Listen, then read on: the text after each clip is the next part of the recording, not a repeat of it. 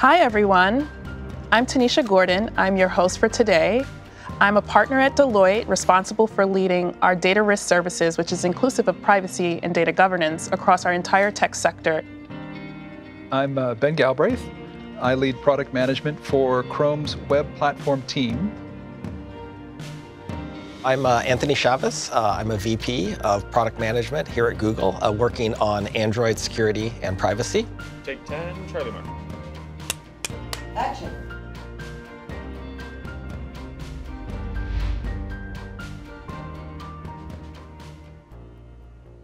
I really want to start with you, Ben.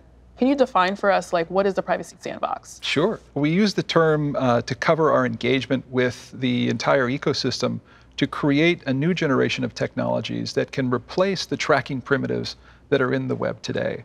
So it's inclusive of our efforts with the W3C, direct engagements with developers to get their feedback.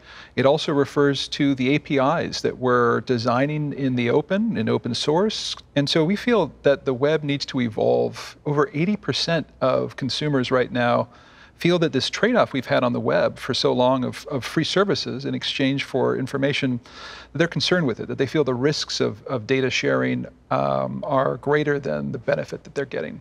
The web, its fabric enables this through features like third-party cookies that really enable users to be tracked. And so that's why we're doing the privacy sandbox, in order to provide alternatives to the tracking mechanisms that we have today. Okay. So yeah, that's the sandbox. Awesome. So Anthony, I heard that Android will be joining the journey with Chrome. Yes, that is correct. So it is official. We are bringing the Privacy Sandbox initiative to Android, so pretty excited about that. We're going to be developing new privacy-preserving technologies that support critical use cases for the ecosystem while improving user privacy. So for example, these technologies will not rely on tracking identifiers. And we're going to be building this in close partnership and collaboration with the entire mobile ecosystem. And what are the implications? Does this mean ad IDs are going to be deprecated also? Our goal is to basically remove the need for solutions that work on ad ID. We know this is going to take multiple years to design, develop, work with the ecosystem to do this. It's at least 2 years before we make any significant changes to how ad ID works. But want to be clear, our focus for now is really on building technologies that work, that improve user privacy in a fundamental way, but also support these critical use cases that we think are so important for the entire ecosystem. From a privacy sandbox perspective, they've had to push the timeline back. Why was the timeline pushed? What can we expect now from this new timeline? As we've made solid progress, Chrome and others have surfaced 30 serious API proposals, more than that actually, through the standards process, and we've shipped many of those to trials for developers to experiment with. But as we've gone through this process and collected feedback, it just became evident that we'd underestimated the scale of this effort. This is a really complex ecosystem that's built on the tracking mechanisms of today. Well, it gives us more opportunity to have deeper engagement in this discussion process, which we've seen we need as we listen to all the different viewpoints, and there are many different viewpoints. It also gives us more time for deeper regulatory engagement, which is proving to be both necessary but also beneficial to the program.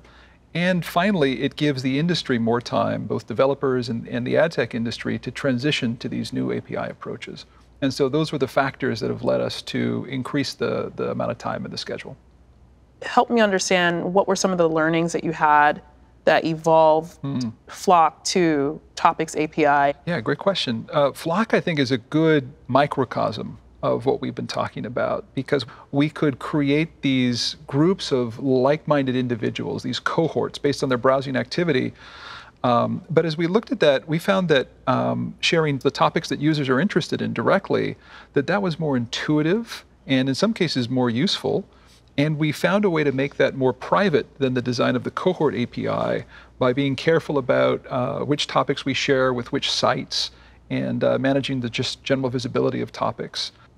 A lot of organizations, people, critics online are just really saying that the privacy sandbox is just not private enough. I'm really sympathetic to the perspective that with the sandbox, we should just try to block everything as much as possible and really try to constrain things and really try to focus on that privacy component. The ecosystem depends on personalized experiences and relevant advertising. And so with the Sandbox project, our approach is a little different. It's to provide an alternative to tracking that gives the industry something akin to a safe harbor, I sometimes call it, where if you follow these practices, that's okay. You can do these things and deliver personalized experiences for users. And if we provide that, then we think that opens up the opportunity for us to move against tracking. That's why we've taken this approach of providing these privacy-preserving APIs, and what we're doing in the Sandbox in the initial release is a start, and we'll continue to iterate and get better and better over time, but that gives this transition path for the industry. The goal we have with these privacy-preserving technologies, they don't rely upon tracking identifiers, right? They fundamentally limit user tracking and reduce the amount of information that's shared. And so we do see this as a true step forward for privacy. But at the same time, as Ben touched on, we think it's critical to actually support businesses, support app developers, support publishers with effective solutions, right? So we think there is a balance, but I think I want to be clear that we believe we're making a big step forward and actually fundamentally making things more private on Android and certainly on the web as well too. So how do you respond to the claims that Google or Chrome is deprecating third-party cookies to just put itself at an advantage? Well, first, we're engaging openly with the industry on the development of the Sandbox through the W3C, through trials, through one-on-one partner engagements to ensure that we're creating solutions that work for the industry and not just for Google. But the other thing I'd point to is the agreement that we entered into with the UK's Competition and Markets Authority regulator, where we committed ourselves to an agreement that we would not self-preference in everything that we're doing with the development of the Sandbox, and opening up all of our internal processes to review by the CMA, and committing that we would also follow these processes globally. Okay. And so I would say, if you look at the process we're following, we're trying as hard as we can to have an open process. It's very collaborative, and we're legally on the hook to ensure that we follow through and do not self-preference. In other words, that the solutions that we develop will have these characteristics for the entire world and not just for the UK.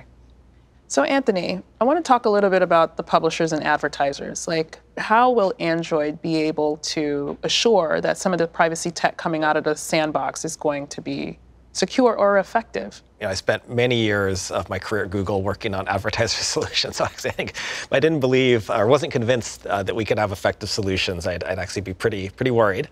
I think there is a general I'd say, recognition in the industry that advances in privacy technologies or techniques, right? Things like aggregation, anonymization, on-device learning, approaches like that actually open up the possibility to have solutions that can be very effective for use cases, advertising, monetization, et cetera, while also really limiting how much user data needs to be shared with different parties to achieve that, right?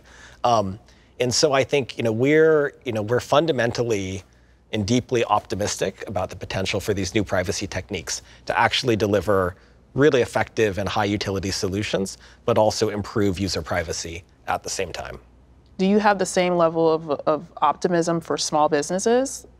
Yeah, no, great question. So actually, just to take topics maybe as an example, like maybe there's a local pet shop, right? And it wants to be able to reach maybe new customers that they haven't, don't have a relationship with, to sell their organic pet food. And the Topics API provides a way to do that without actually having to track those users across the sites, different sites, to learn about their interests. I think, look, our goal with the Sandbox, right, both on Android and Chrome, is to support the entire ecosystem. And so that means, building APIs, building technologies that, work for, like my example, like the super small pet store, all the way to to large businesses and large publishers and advertisers. So absolutely, our goal is to be able to support small businesses as well as large businesses with our efforts. What would you both say in terms of, again, publishers and advertisers to prepare? Privacy is just a fundamental core thing we have to get right as an industry. That said, I think there are, different let's call it best practices or things that publishers and advertisers can do. So maybe I think one area is really for businesses to continue to strengthen their first-party relationships with their consumers. I think another area, automation, machine learning, that can basically take information from first-party relationships and be able to sort of extend it through modeling, through optimization. Those would probably be the two top-of-mind areas I would maybe encourage advertisers and publishers to consider. For the most part, maybe in many or even most cases, right, publishers, advertisers will actually not need to directly adopt the new privacy-preserving technologies. Instead, hopefully they can work with their existing partner to adopt solutions that now build on these new technologies in Chrome and in Android. To advertisers, to publishers, definitely I think it's great to stay abreast of what's happening with Privacy Sandbox. We have the privacysandbox.com site where folks can go and always learn more. But I'd also say, I think engaging with their, ad tech partners on their plans and their roadmap is also probably a good idea as well. So just to wrap up, I think what I'm hearing is if I'm an advertiser or a publisher, lean on my ad tech providers, see what they have planned. Yep. Get a first-party data strategy Yes. and start to build up my analytics or machine learning, modeling, and technology strategy as well. Yeah, I think that's exactly right. Okay. I think you've hit on all the key things I would recommend super clearly. Got it. So I noticed that you all are super optimistic about the Privacy Sandbox, and I want to know personally from both of you, what excites you the most about the new future of online privacy, digital advertising? The challenge ahead is big. We should be very clear. This is a big transition that effort that we're undertaking. I worked in ads for many years, and I would say one of the things that I really enjoyed about that, really loved actually, is the opportunity to sort of apply technology to being able to help connect businesses and consumers in ways that are actually useful for both parties, in ways that are meaningful and respectful. And I think with the Privacy Sandbox initiatives, both on Chrome and Android, we have an opportunity to support those connections, but in a fundamentally more private way.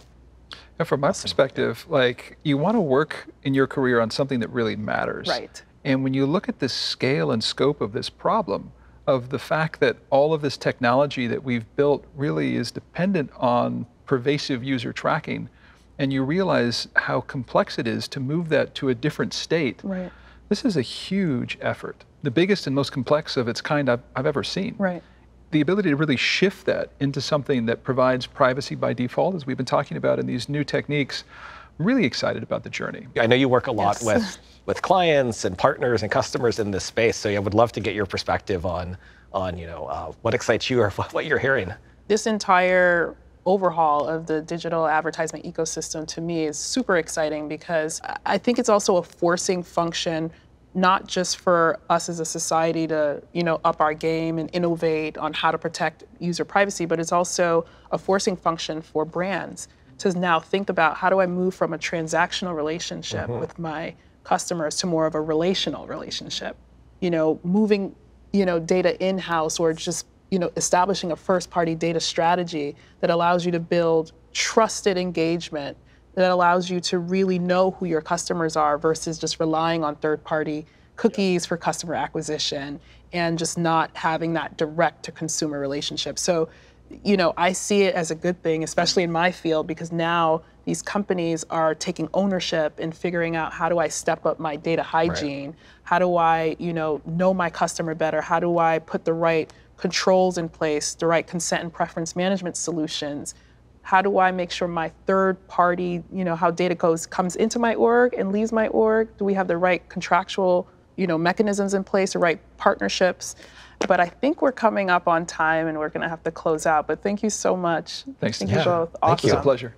With that, we're coming to an end. Thank you for tuning in.